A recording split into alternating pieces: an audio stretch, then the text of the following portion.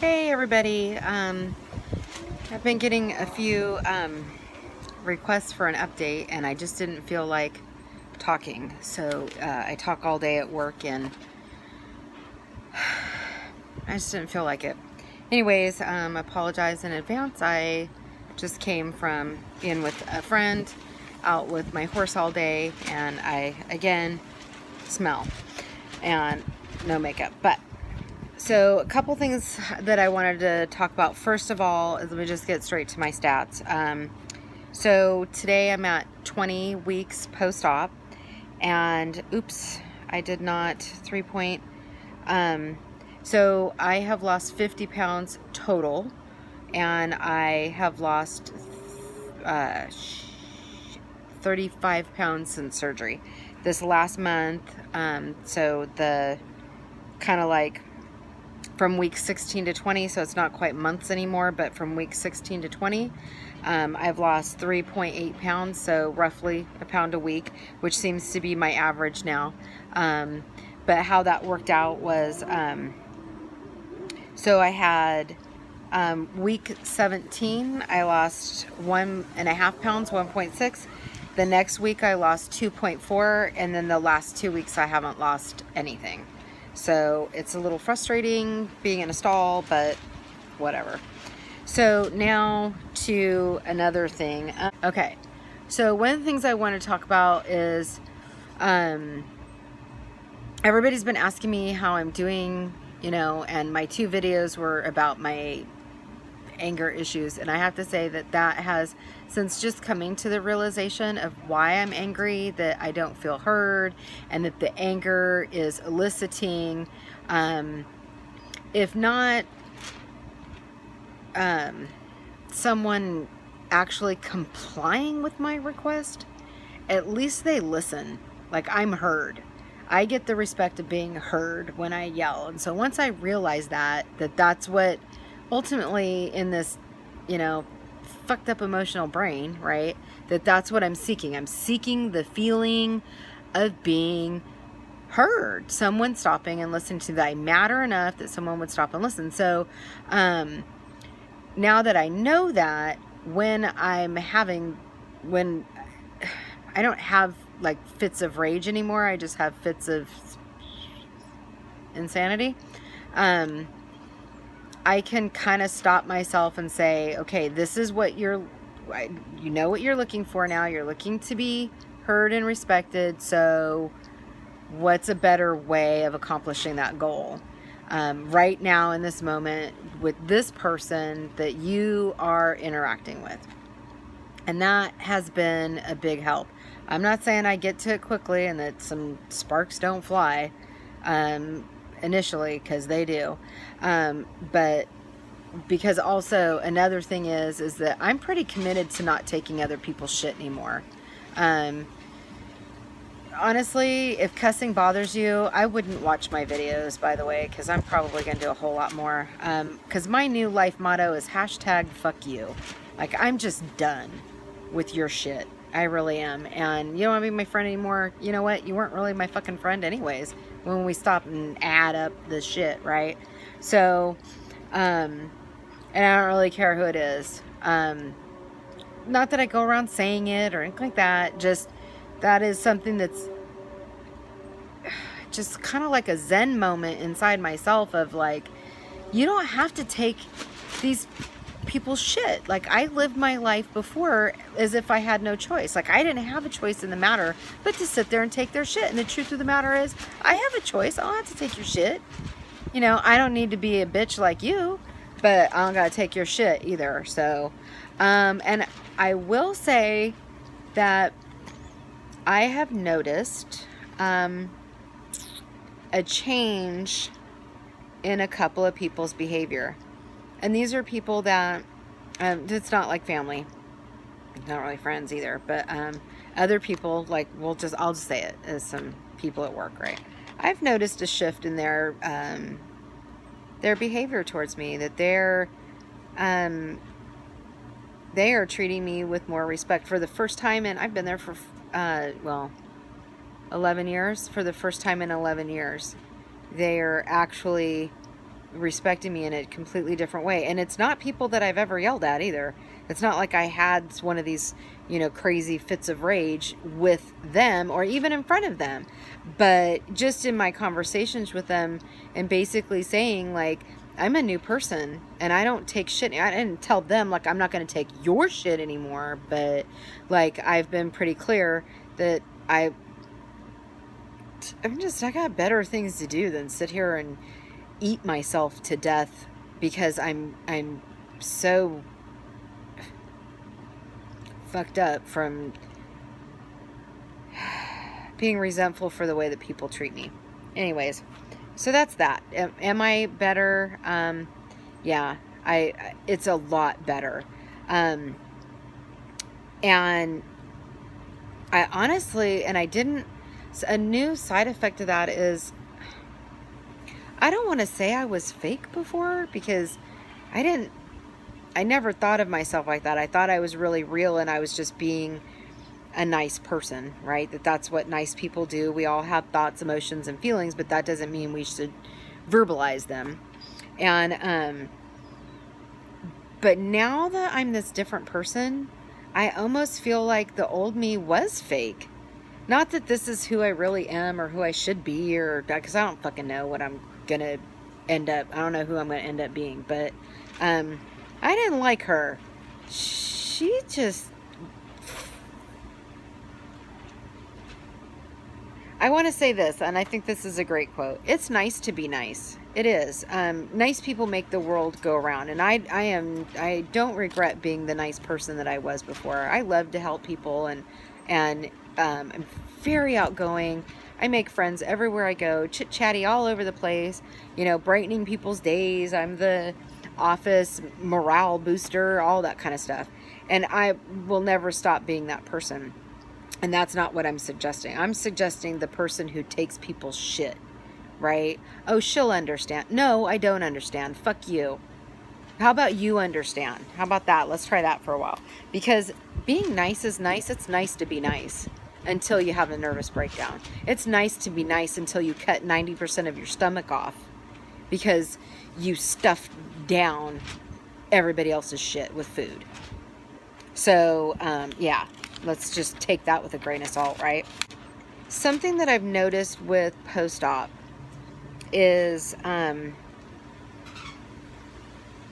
when you hit a stall, when you aren't losing the weight that you think you should be, our old self creeps right back in. Whether we give up too quick, the whole, well, I didn't lose any weight today, so fuck it, let me drink this, let me eat that, right? I'll start again tomorrow. I mean, we've all been there, right? But there's something different. And there was this gal back in the 80s or 90s, Susan Powder, and she had a weight loss program. I think it started with a book, I don't remember, but it was called Stop the Insanity. Now, don't go looking her shit up, because I'm not saying that that's good shit. I'm just saying the premise behind all of it was really good in that sense of just stop the insanity.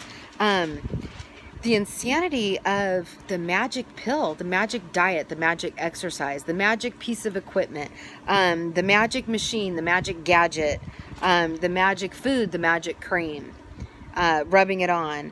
The truth is, I ate all that. Or the bad food, right? The don't eat carbs, or don't eat fat, or don't eat this, or don't eat that, right? Eat this way, have an alkaline diet, have an acidic diet, have a no eggs diet, have a blah, blah, blah, blah, blah.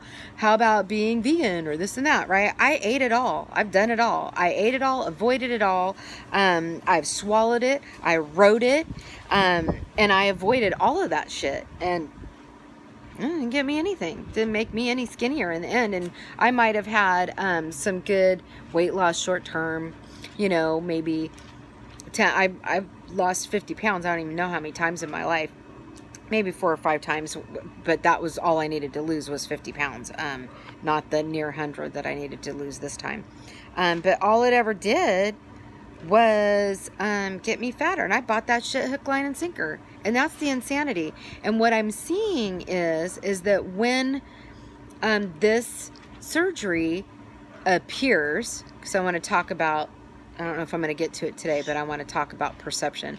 But when it appears that our surgery is not working for us, and this is, I'm talking pretty early in the process, right? That we are so wired for instant, grand results. Like, we expect to lose 5 pounds a week. Well, you know what? You didn't start out at 4, 5, 600 pounds. You're not going to lose 20, 30 pounds a month. You started out at 230. Yeah, I know you're 4'9". I know you're 5 feet tall. You're 5'2", because so am I, right? But that's 100 pounds, and that's a lot for little people like us. But that doesn't mean we're going to lose 5 pounds a week. We're fucking crazy if we think that's going to happen. So, you know, yeah, we put up a couple big numbers right after surgery. And so we think that that's what our life's supposed to be like after surgery, that we're just supposed to, you know, boom, boom, boom, boom, boom, drop weight like, you know, like it's an accident and people be wrecking their cars behind us on the road, you know, steering around, swerving around all the fat we left on the road. It's not working like that. So I think, you know, a pound a week is pretty damn good. And our brain, we are so brainwashed from all the hypes and myths and gadgets and diets and people selling shit to us that we buy, right? I even bought this stuff called, what the hell was it called? Anyways, it had to do, Sensa, that's what it was called. And they had a class action lawsuit against them. I don't remember what for, but I bought it. I bought 6 months supply of this shit, where it was about, the fuck was it about? Sorry, I'm having an MS moment. Where you smell things, aromatherapy.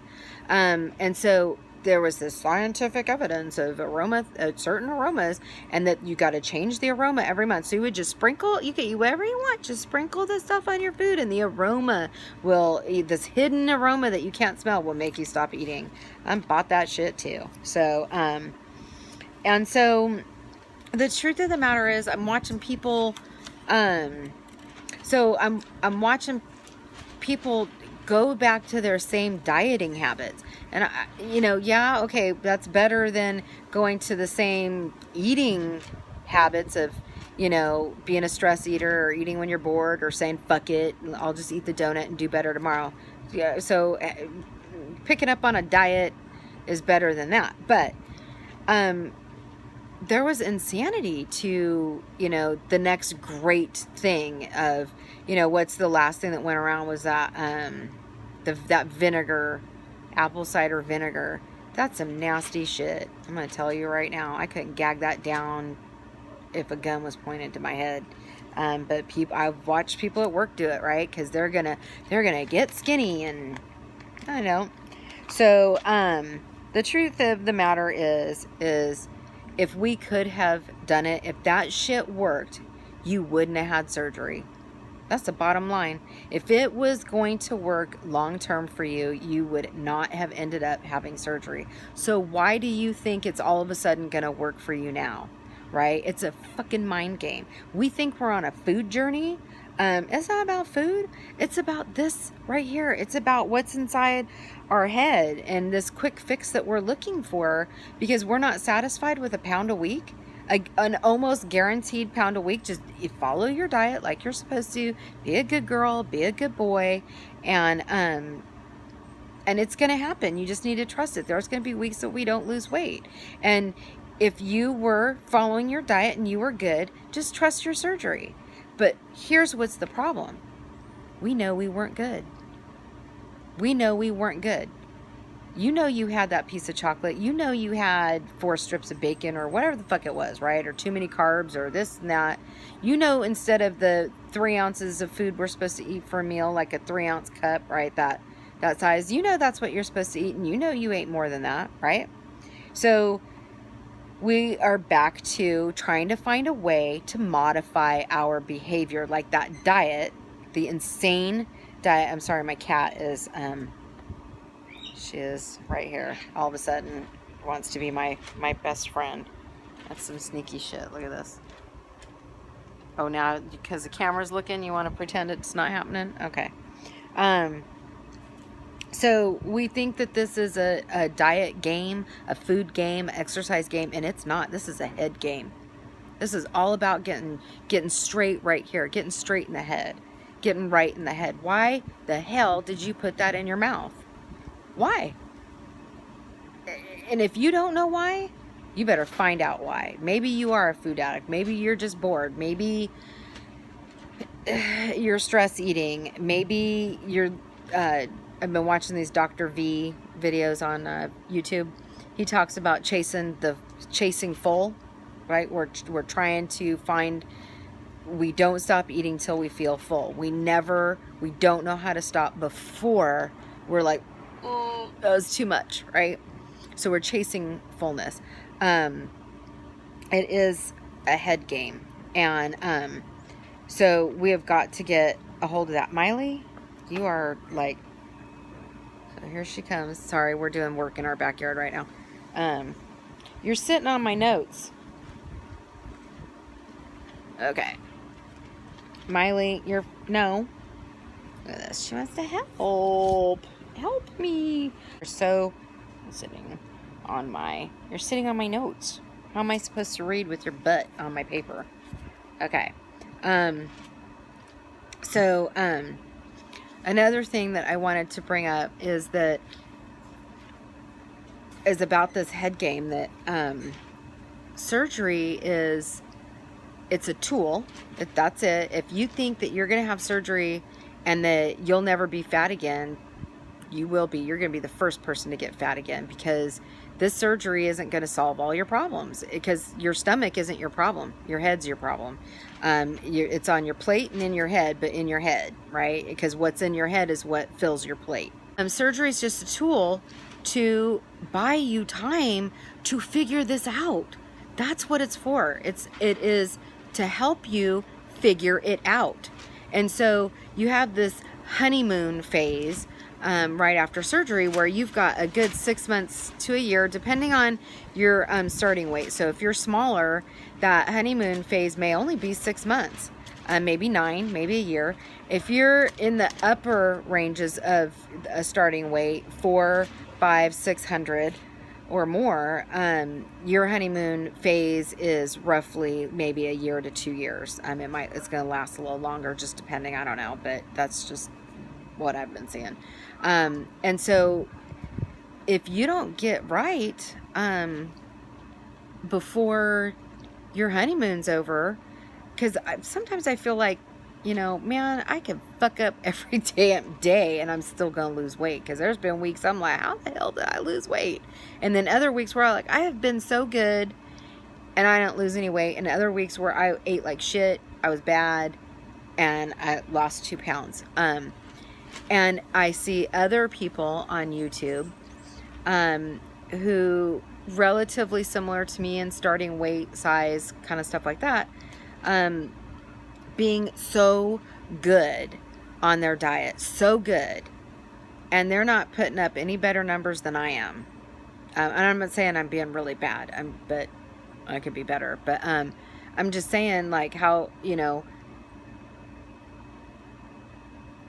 that honeymoon phase, you could almost just, seems like you could fuck it up royally and still lose weight. I'm not telling you to do that, but because I don't know, maybe it's just me, but I've heard that from a lot of people. So you've got a short window to fix this, a short window, because then the shit's gonna get real. It's gonna get real fast, and you better get it together before there's a death in the. You are so sweet. This is love right here.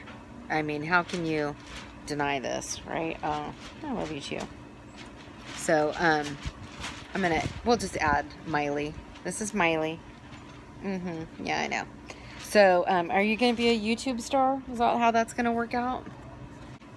Oh, another thing is, you didn't get fat from carbs, by the way. Our brain needs carbs. So we need a balanced diet, and our brain needs carbs so that it needs fuel to operate while we're processing protein, while we're breaking down protein and turning it into fuel. So we need carbs. I'm not saying we need 300 grams of carbs a day. I'm not suggesting that at all. What I'm saying is we do need some carbs. So we need to start treating food like the nourishment that it is, as the life-giving nourishment that it is, instead of a pacifier for your fucked up emotional shit in your head, right? Or whatever it is. I don't know, but I only know what my problem is. I don't know your problem, but once we figure this, I hope, fingers crossed, right? Once we figure this shit out, then food won't be the enemy anymore. I don't think that, there's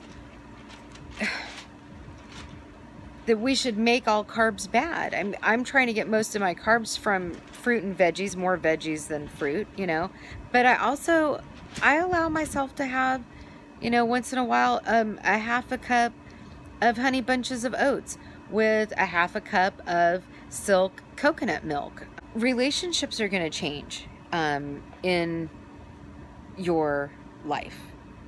Your relationship with your boss, with your coworkers, with your spouse, with your kids, with your friends, with your sweet little kitty cat here, right? But more importantly, the relationship you have with your food and with yourself is going to change too. And you can either get on board and get it right, or you can get fat again and have cut 90% of your stomach off for nothing. Oh, okay, stalls. Yeah, this one is, got to talk about this. So I was sitting here and I was thinking about, well, okay, I'm not thrilled with the not losing weight for the last 2 weeks, and of course it's probably my fault. But there's, like I said, I've had put up my biggest weight loss numbers on weeks that I ate. Like, I was like, what? But I wonder, and it's something that I just want to toss this question out, or statement, whatever you want to call it, and then you guys, whatever. But I wonder if we aren't sabotaging ourselves, eating poorly on purpose, so that we're in control of the failure. Do you know what I'm saying?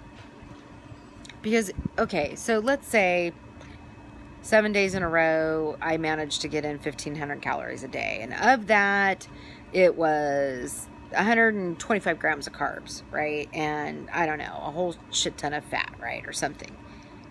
And then I don't lose weight. I can go, oh, I didn't eat very good, rather than, oh, I just cut 90% of my stomach off and it failed. Like, who wants to have to say that to themselves? Like, oh, I made a bad decision.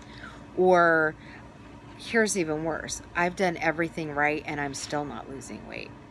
How hard is that to say? How hard is that to look in the mirror and say to yourself, I've done everything right and I'm still not losing weight? I just fucking cut my stomach off for nothing. Nobody wants to do that. No one. That is a hard thing to do, is to look into the mirror and say to yourself, whether it's right or wrong, whether it's perception or reality, right?